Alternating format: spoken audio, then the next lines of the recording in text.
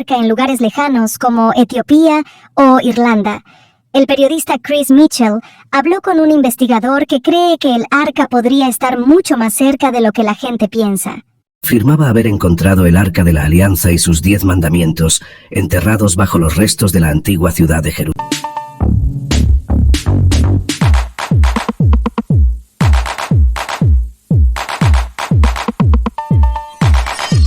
Nuestro viaje continúa aquí en Jerusalén con la búsqueda del Arca de la Alianza.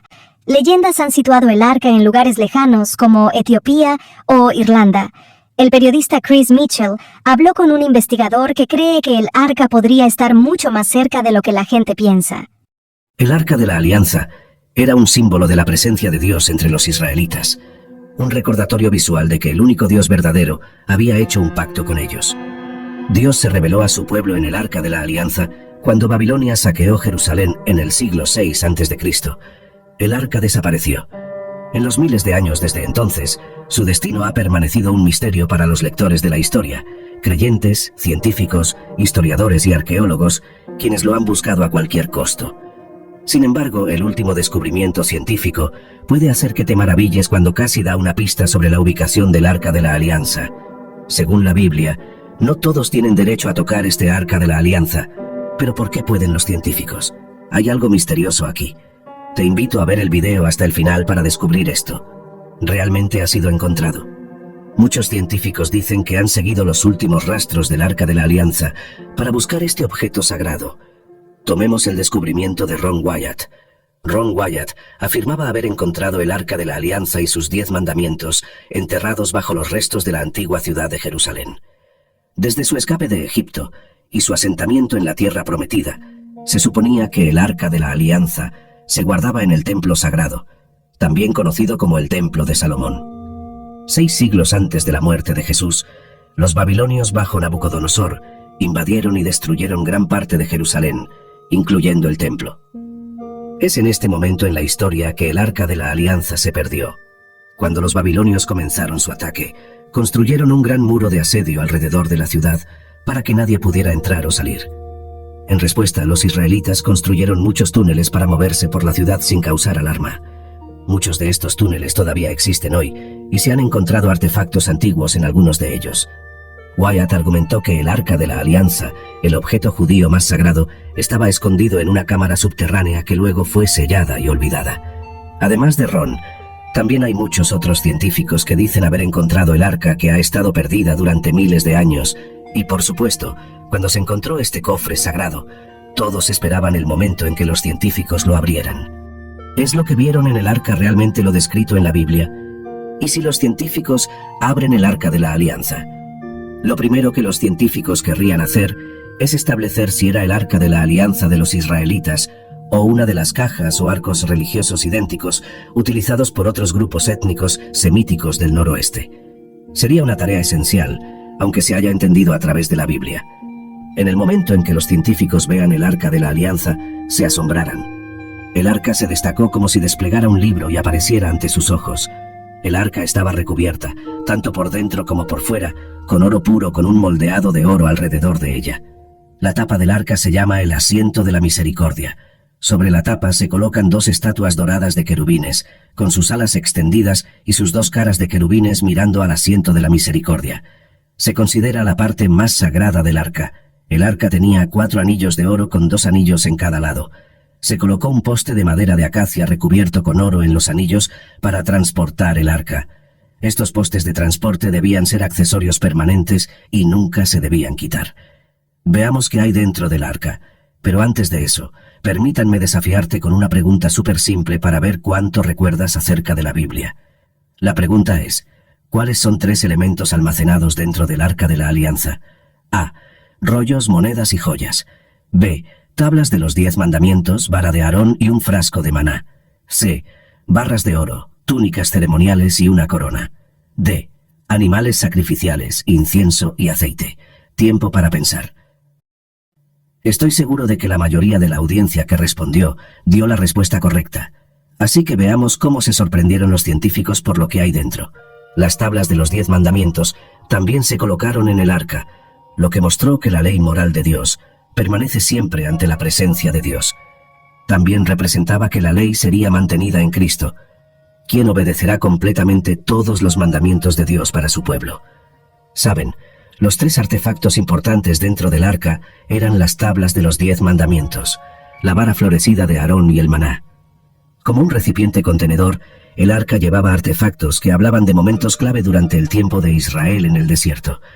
El segundo juego de tablas de piedra representaba la ley, el estándar del Antiguo Testamento de la justicia.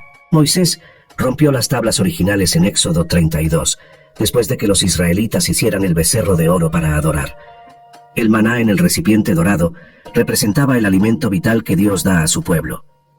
En Cristo, cuando Israel estaba en el desierto, el Señor los sustentó con este misterioso pan, sin saber qué era. Lo llamaron maná, que significa ¿qué es esto? Cuando Jesús alimentó a los 5000, Él dijo: Moisés no les dio el pan del cielo, sino que mi Padre les da el verdadero pan del cielo, porque el pan de Dios es aquel que desciende del cielo y da vida al mundo. La carne y la sangre de Cristo son alimento vital para el creyente. La vara de Aarón era la misma vara que Dios convirtió en serpiente delante de Faraón. Sin embargo, el momento más significativo destacado por el escritor de Hebreos fue el brote y la floración de la vara. En Números, el pueblo de Israel comenzó a murmurar contra el liderazgo de Moisés y Aarón, y el Señor acababa de castigar a un grupo de rebeldes para demostrar el sacerdocio elegido de Aarón y su linaje. El Señor ordenó a las tribus de Israel que pusieran 12 varas, siendo la de Aarón la que representaba la tribu de Leví, la tribu designada por Dios para el sacerdocio. Las dejaron durante la noche y, he aquí, la vara de Aarón de la casa de Leví había brotado y producido capullos y había dado almendras maduras. Para los israelitas, esta vara representaba la línea del sacerdocio. Además, otro aspecto importante que atrajo la atención de los científicos fue el asiento de la misericordia. Este se colocaba en la parte superior del arca. Cuando el sacerdote entraba en el lugar santísimo, rociaba la sangre del sacrificio sobre el asiento de la misericordia. Esto representaba la sangre expiatoria de Jesús. El pecado de Israel formaba una barrera entre Dios y ellos. Nuestros pecados también nos han separado de Dios. Dios debe mirar al hombre a través del lente de la ley debido a su santidad. ¿Cómo puede el hombre injusto estar ante la presencia de Dios justo? El dilema se resuelve a través de la sangre de Jesús. Así como la sangre en el asiento de la misericordia, la sangre de Cristo se interpone entre la ley de Dios y la presencia de Dios. Cuando el Señor vio la sangre, su ira se satisfizo a través de la sangre de Jesús.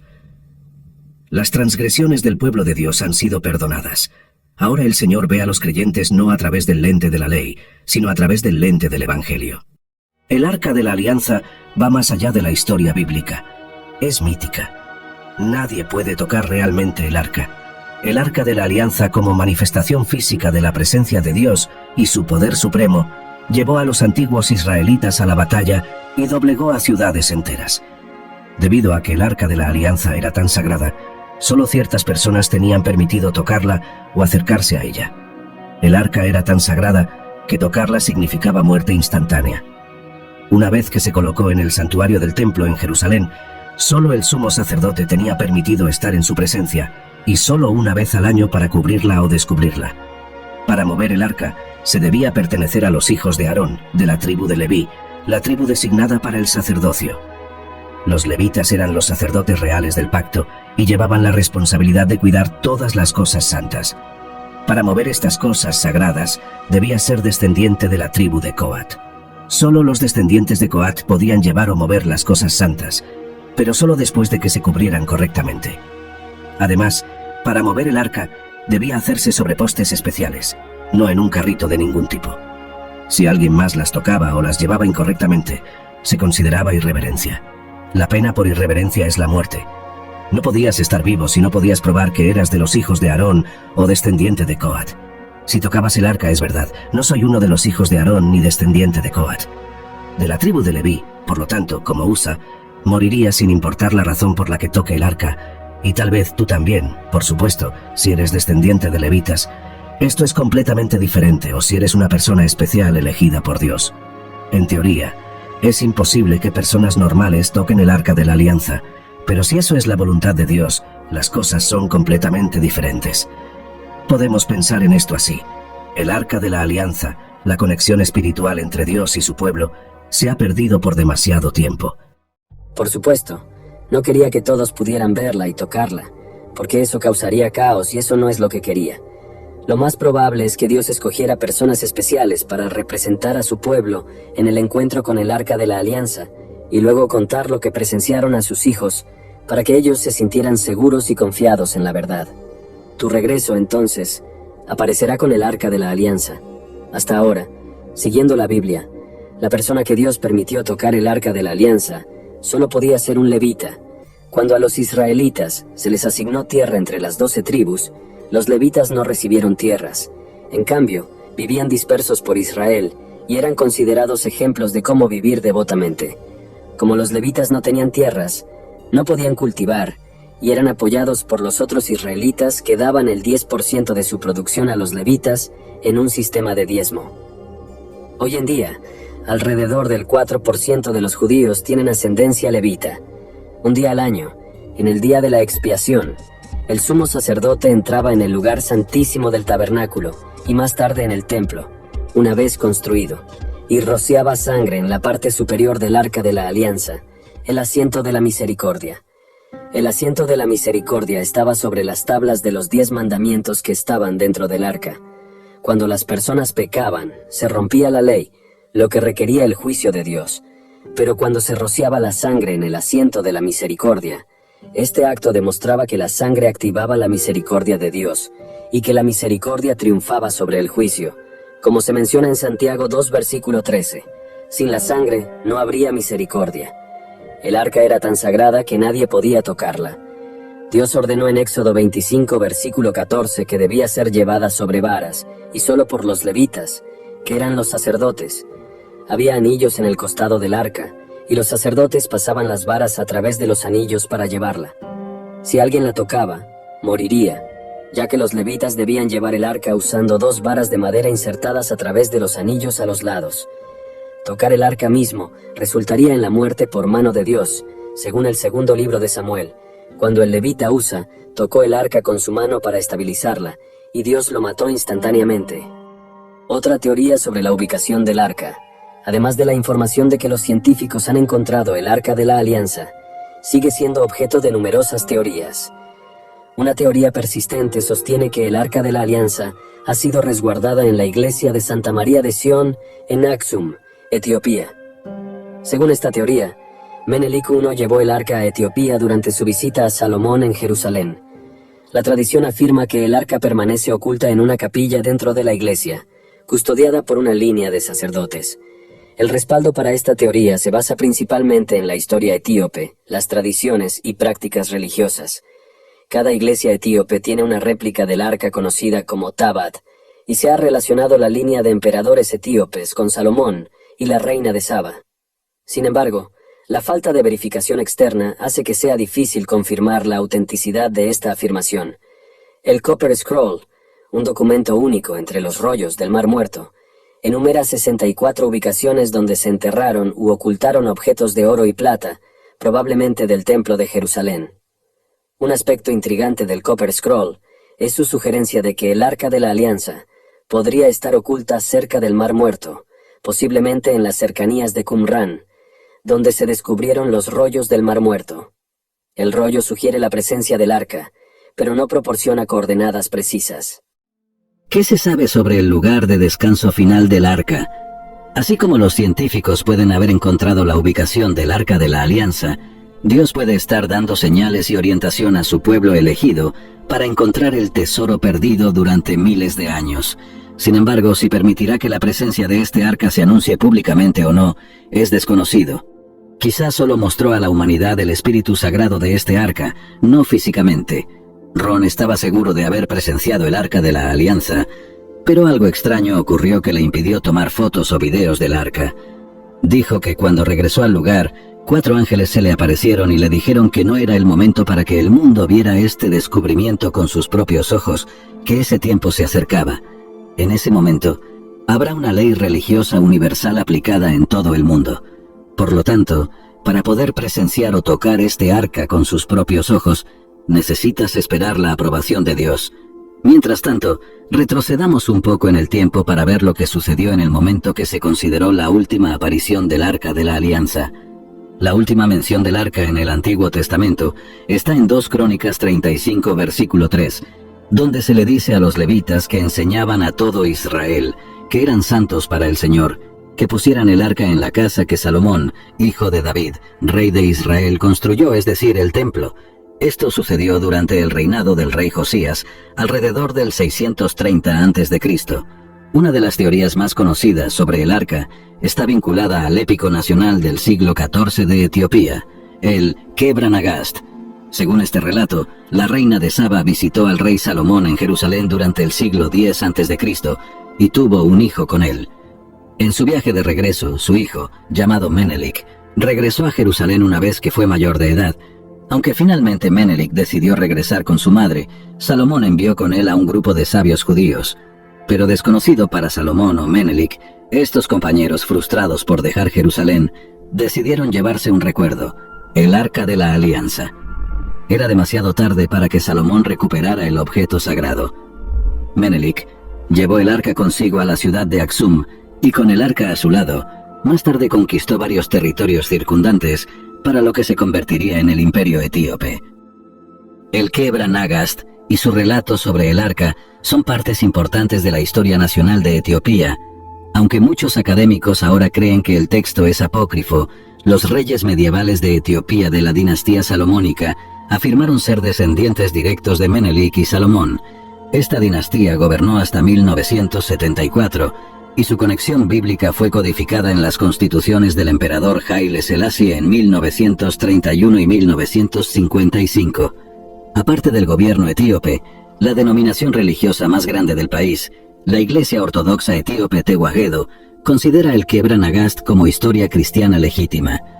Según los líderes de la Iglesia, el Arca de la Alianza ha sido guardada durante siglos en Aksum, en la iglesia de Santa María de Sion. Ni siquiera el sumo sacerdote de Aksum puede entrar en su cámara de descanso. Su único custodio es un monje virgen que no puede abandonar los terrenos sagrados hasta su muerte. La influencia del arca se siente en todo el mundo ortodoxo etíope. Cada una de sus iglesias tiene su propio tabat, una réplica sagrada del arca, y se sacan solo durante festivales y momentos de necesidad.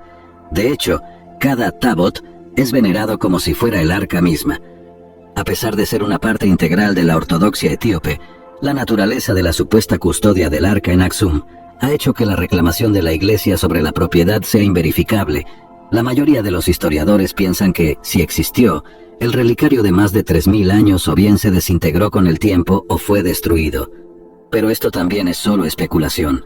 Para muchos, el destino final del arca sigue siendo un misterio fascinante y quizás insoluble. El simbolismo del arca alcanzó su gran clímax en el día de la expiación, cuando se rociaba la sangre del sacrificio en el asiento de la misericordia, y aparecía la gloria de Dios.